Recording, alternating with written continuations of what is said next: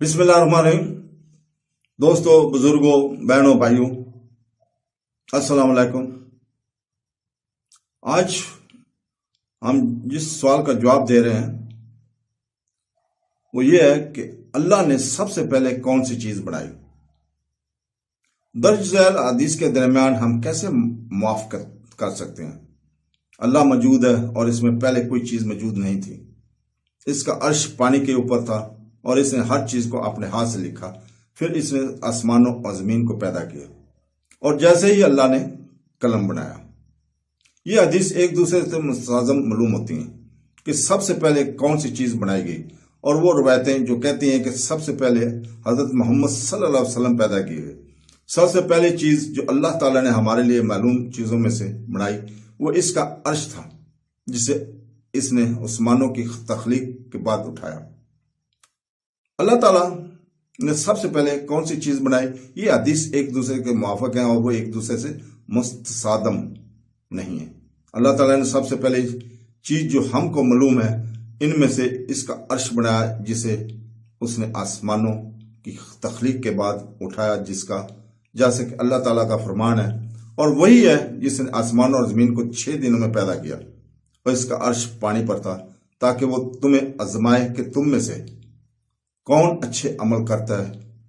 سورہ ہود میں یہ درج ہے۔ کیا قلم سب سے پہلے تخلیق کیا گیا تھا؟ قلم کے حوالے سے حدیث میں ایسی کوئی چیز نہیں ہے جس سے یہ ثابت ہو کہ قلم پہلی چیز ہے۔ حدیث کا مفہوم یہ ہے کہ جب اللہ تعالیٰ نے قلم پیدا کیا تو ایسے لکھنے کا حکم دیا تو اس نے ہر چیز کے احکام لکھ ڈالے۔ کیا نبی کریم محمد صلی اللہ علیہ وسلم سب سے پہلے پیدا کیے گئے تھے؟ نبی کریم صلی اللہ علیہ وسلم کے بارے میں تمام انسانوں کی طرح آپ کو بھی اپنے والد عبداللہ بن عبد المطلب کے پانی منی سے پیدا کیا گیا۔ وہ دوسرے انسانوں سے اس انداز میں مختلف نہیں ہے جس طرح اس کی تخلیق کی گئی ہے، جیسا کہ اس نے اپنے بارے میں کہا تھا، میں ایک انسان ہوں، میں بھول جاتا ہوں جیسے تم بھول جاتے ہو۔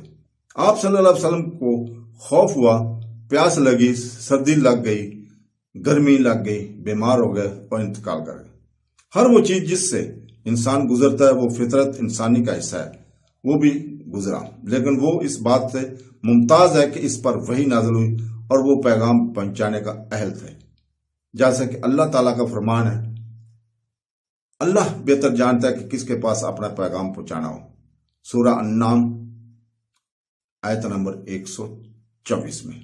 تو دوستو، اللہ بہتر جانتا ہے، اس لیے ہمیں قرآن پڑھنے اور اس کی تفسیر پڑھنے اور اس کو سمجھنے کی توفیق عطا فرمائے، اور حدیث پڑھنے سمجھنے کی توفیق عطا فرمائے، اور سنتے رسول پر عمل کرنے کی توفیق عطا فرمائے۔